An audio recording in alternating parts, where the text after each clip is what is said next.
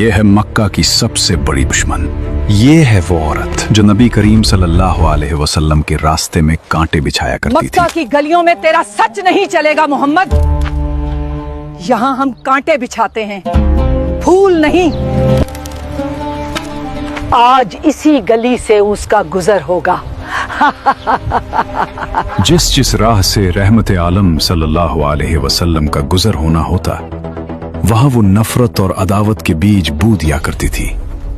اس نے سمجھا تھا کہ وہ نور کو کانٹوں سے روک لے گی، مگر اسے خبر نہ تھی کہ کانٹے تو پھولوں کے راستے روک سکتے ہیں، خدا کے فیصلوں کو نہیں. آئیے جانتے ہیں ابو لہب اور اس کی بیوی ام جمیل کے اس دور کو جب مکہ کی گلیوں میں نفرت اور سرمایہ داری کا نشہ اپنے عروج پر تھا. یہ کہانی اس دور سے شروع ہوتی ہے جب مکہ کی فضاؤں میں پہلی بار لا الہ الا اللہ کی صدا گونجی. ارے کہاں جا رہے ہوں؟ تمہیں خبر نہیں؟ ایک سچے پیغام دینے والے نے پہاڑی پر سب کو بلایا ہے. مگر اس ہجوم میں دو ایسے چہرے بھی تھے جن کی آنکھوں میں نفرت اور غصہ اتر آیا تھا: ابو لہب اور اس کی بیوی ام جمیل. وہ جہاں قدم رکھیں گے وہاں میری نفرت کے کانٹے ہوں گے. 3 برس تک حضور اقدس صلی اللہ علیہ وسلم انتہائی پوشیدہ طور پر نہایت رازداری کے ساتھ تبلیغ اسلام کا فرض ادا فرماتے رہے. اس درمیان میں عورتوں میں سب سے پہلے حضرت بی بی خدیجہ رضی اللہ عنہا، اور آزاد مردوں میں سب سے پہلے حضرت ابو بکر صدیق رضی اللہ عنہ، اور لڑکوں میں سب سے پہلے حضرت علی رضی اللہ عنہ، اور غلاموں میں سب سے پہلے حضرت زید بن حارثہ رضی اللہ عنہم اجمعین ایمان لائے. 3 برس کی اس خفیہ دعوت اسلام میں مسلمانوں کی ایک جماعت تیار ہو گئی، اور خداوند تعالیٰ کا حکم ہوا کہ اے محبوب، آپ اپنے قریبی خاندان والوں کو خدا سے ڈرائیں. تو حضور علیہ السلام نے ایک دن کوہ صفا کی چوٹی پر چڑھ کر یا معاشر قریش کہہ کر قبیلہ قریش کو پکارا. جب سب قریش جمع ہو گئے تو آپ نے فرمایا کہ اے میری قوم، اگر میں تم لوگوں سے یہ کہہ دوں کہ اس پہاڑ کے پیچھے ایک لشکر چھپا ہوا ہے جو تم پر حملہ کرنے والا ہے، تو کیا تم لوگ میری بات کا یقین کر لو گے؟ تو سب نے ایک زبان ہو کر کہا کہ ہاں ہاں، ہم یقیناً آپ کی بات کا یقین کر لیں گے، کیونکہ ہم نے آپ کو ہمیشہ سچا اور امین ہی پایا ہے. آپ نے فرمایا کہ اچھا، تو پھر میں یہ کہتا ہوں کہ میں تم کو عذاب الہی سے ڈرا رہا ہوں، اور اگر تم لوگ ایمان نہ لاؤ گے تو تم پر عذاب الہی اتر پڑے گا. اس مجلس میں ابو لہب بھی تھا. وہ کہنے لگا، کیا ہمیں یہاں اسی لیے جمع کیا گیا تھا؟ تم نے آج ہمارا وقت برباد کیا اور ہمارے دین پر انگلی اٹھائی. تیرا ناس ہو! کیا اسی بےہودہ بات کے لیے تو نے پورے قریش کو پکارا تھا؟ یہ سن کر تمام قریش، جن میں آپ کا چچا ابو لہب بھی تھا، سخت ناراض ہو کر سب کے سب چلے گئے.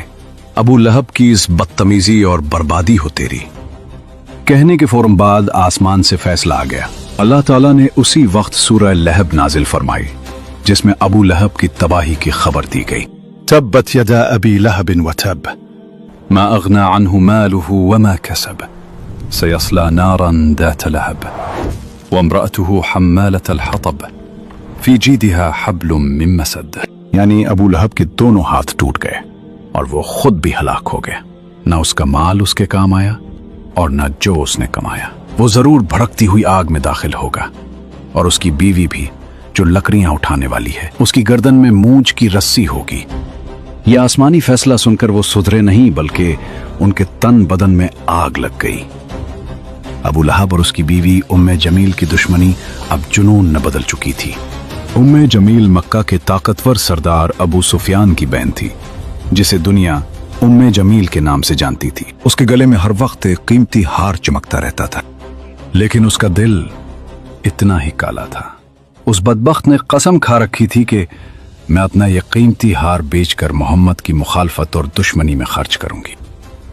آئیے جانتے ہیں کہ اس گھر کے اندر کیا ہوتا تھا جہاں ام جمیل اور ابو لہب رہتے تھے. صرف چڑھانے سے کام نہیں چلے گا، میں ان کے راستوں کو جہنم بنا دوں گی. وہ جہاں قدم رکھیں گے وہاں میری نفرت کے کانٹے ہوں گے. ابو لہب ہر رات جب مکہ سو جاتا، یہ بدبخت عورت نکل آتی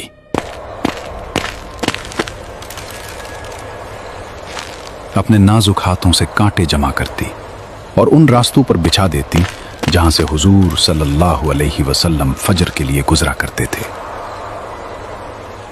कुछ दिनों बाद जब उस मगरूर औरत ने सुना कि रब्बे कायनात ने उसका नाम लेकर उसे ईंधन ढोने वाली कहा है, तो उसका तकब्बुर पाश पाश हो गया। वो इंतकाम की आग में जलती हुई हाथ में पत्थर लिए हरम की तरफ भागी। उसका इरादा था कि माज़अल्लाह नबी करीम सल्लल्लाहु अलैहि वसल्लम को नुकसान पहुंचाए, लेकिन देखो कुदरत का करिश्मा। कहाँ है वो? मैंने सुना है वो मेरी बुराई करता है। खुदा की कसम, अगर मैंने उसे देख लिया तो ये पत्थर उसके मुंह पर दे मारूंगी। वो सामने खड़ी थी, हुजूर वहीं तशरीफ फरमा थे, मगर अल्लाह ने उसकी आंखों पर पर्दा डाल दिया। उसे अबू बकर तो नजर आए, मगर जाने आलम नजर ना आए। वो बड़बड़ाती हुई वापस लौट गई, क्योंकि जिसका मुहाफिज खुदा हो उसे कोई आंख नहीं देख सकती। दूसरी तरफ नबी करीम सल्लल्लाहु अलैहि वसल्लम को हुक्म दिया गया, आप अलैहिस्सलाम हक को अलल ऐलान बयान फरमाइए। चुनाचे उसके बाद आप अलानिया तौर पर दीन इस्लाम की तबलीग फरमाने लगे, शिर्क व बुत परस्ती की बुराई फरमाने लगे, और तमाम कुरैश बल्कि तमाम अहले मक्का बल्कि पूरा अरब आपकी मुखालिफत पर कमर बस्ता हो गया, और हुजूर अलैहिस्सलाम और मुसलमानों की इज़ारसानियों का एक तूलानी सिलसिला शुरू हो गया। देखते हैं कौन हमें हिला सकता है। इधर अबू लहब और उम्मे जमील दोनों मियां बीवी की दर्दनाक मौत होनी थी, और फिर वक्त ने पलट खाया। कुरान की बात सच साबित हुई। अबू लहब पर अदसा बीमारी का कहर टूटा। उसके जिस्म से ऐसी बदबू फूटी कि उसके अपने बेटों ने उसे छोड़ दिया। कोई उसे हाथ लगाने को तैयार न था। मौत के बाद उसे लकड़ियों से धकेल कर एक गड्ढे में फेंक दिया गया और ऊपर से पत्थर बरसा दिए गए। और वो लकड़ियां ढोने वाली उम्मे जमील, जिस रस्सी से वो नबी के रास्ते में कांटे लाती थी, एक दिन जंगल में थक कर बैठी तो वही रस्सी फिसल कर उसके गले का फंदा बन गई।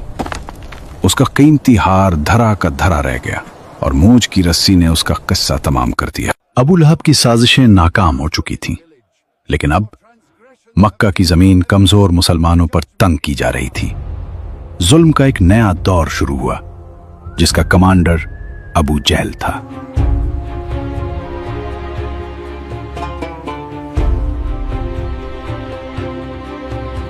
उनका फैसला था कि जो भी गरीब या गुलाम कलमा पढ़ेगा उसे इतनी तकलीफ दो कि वो मौत मांगे या इस्लाम छोड़े। कुफार मक्का खानदान बनु हाशिम के इंतकाम और लड़ाई भड़क उठने के खौफ से हुजूर अलैहिस्सलाम को कत्ल तो नहीं कर सके, लेकिन तरह तरह की तकलीफों और ईज़ा रसानियों से आप पर जुल्म और सितम का पहाड़ तोड़ने लगे। अगर वो मक्का की किसी गली में नजर आए तो उसे एहसास दिलाओ कि ये शहर उसका नहीं है। उसकी आवाज को दबा दो, उसके रास्ते में रुकावटें खड़ी कर दो, ताकि मक्का में कोई उसकी बात सुनने की हिम्मत ना करे। चुनाचे सबसे पहले तो हुजूर अलैहिस्सलाम के काहिन, साहिर, शायर, मजनून होने का हर कूचा और बाजार में जोरदार प्रोपेगेंडा करने लगे। आपके पीछे शरीर लड़कों का गौल लगा दिया, जो रास्तों में आप पर फप्तियां कसते, गालियां देते और ये दीवाना है का शोर मचा मचा कर आपके ऊपर पत्थर फेंकते। कभी कुफारे मक्का आपके रास्तों में कांटे बिछाते, कभी आपकी मुकद्दस और नाजुक गर्दन में चादर का फंदा डालकर गला घूटने की कोशिश करते। एक मर्तबा जबकि हुजूर अलैहिस्सलाम हरम काबा में नमाज पढ़ रहे थे, ऐन हालत नमाज में अबू जहल ने कहा कि कोई है जो आले फलां के ज़िबा किए हुए ऊंट की ओझड़ी लाकर सजदा की हालत में उनके कंधों पर रख दे। ये सुनकर उक़बा बिन अबी मुअयत काफिर उठा और उस ओझड़ी को लाकर हुजूर अलैहिस्सलाम के दोशे मुबारक पर रख दिया। हुजूर पाक अलैहिस्सलाम सजदे में थे। देर तक ओझड़ी कंधे और गर्दन पर पड़ी रही और कुफ्फार ठट्ठा मार मार कर हंसते रहे और मारे हंसी के एक दूसरे पर गिर गिर पड़ते रहे। आखिर हजरत बीबी फातिमा रदी अल्लाह ताला, जो उन दिनों अभी कम सिन लड़की थी, आए और उन काफिरों को बुरा भला कहते हुए उस ओझड़ी को आपके दोशे मुबारक से हटा दिया। हुजूर सल्लल्लाहु अलैहि वसल्लम के क़ल्ब मुबारक पर कुफ़ार कुरैश की इस शरारत से इंतहाई सदमा गुजरा और नमाज से फारिग होकर 3 मरतबा ये दुआ मांगी कि अल्लाहुम्मा अलैका बिकुरैश, यानी ए अल्लाह तू कुरैश को अपनी गिरफ्त में पकड़ ले। फिर अबू जहल, अक़बा बिन रबिया, शैबा बिन रबिया, वलीद बिन उक़बा, उमैया बिन खल्फ का नाम लेकर दुआ मांगी कि इलाही तू उन लोगों को अपनी गिरफ्त में ले ले। हजरत बिलाल रजी अल्लाह अन्हु, जो उमैया बिन खल्फ काफिर के गुलाम थे, उनकी गर्दन में रस्सी बांधकर कूचा बाजार में उनको घसीटा जाता था। उनकी पीठ पर लाठियां बरसाई जाती थी और ठीक दोपहर के वक्त तेज धूप में गरम गरम रेत पर उनको लिटाकर इतना भारी पत्थर उनकी छाती पर रख दिया जाता था कि उनकी जबान बाहर निकल आती थी। उमैया काफिर कहता था कि इस्लाम से बाज आ जाओ वरना इसी तरह घुट घुट कर मर जाओगे। मगर इस हाल में भी हजरत बिलाल रजी अल्लाह अन्हु की पेशानी पर बल नहीं आता था और बुलंद आवाज से कहते थे, खुदा एक है, खुदा एक है। हजरत अम्मार बिन यासिर रजी अल्लाह को गरम गरम बालों पर चित लिटाकर कुफ्फार कुरैश इस कदर मारते थे कि ये बेहोश हो जाते थे। उनकी वालिदा हजरत बीबी सुमैया को इस्लाम लाने की बिना पर अबू जहल ने उनकी नाफ के नीचे ऐसा नेजा मारा कि ये शहीद हो गई। हजरत जनीरा रजी अल्लाह अन्हा हजरत उमर रजी अल्लाह अन्हु के घराने की बांदी थी। ये मुसलमान हो गईं तो उसको इस कदर काफिरों ने मारा कि उनकी आंखें जाती रहीं। मगर खुदावंद ताला ने हुजूर अक़दस सल्लल्लाहु अलैहि वसल्लम की दुआ से फिर उनकी आंखों में रोशनी अता फरमा दी।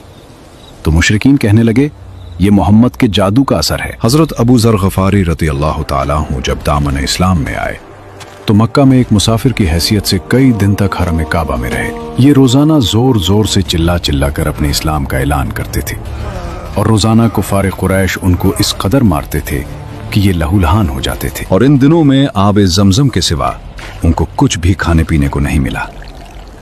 वाज़ेह रहे कि कुफार मक्का का ये सलूक सिर्फ गरीबों और गुलामों ही तक महदूद नहीं था, बल्कि इस्लाम लाने के जुर्म में बड़े बड़े मालदारों और रईसों को भी उन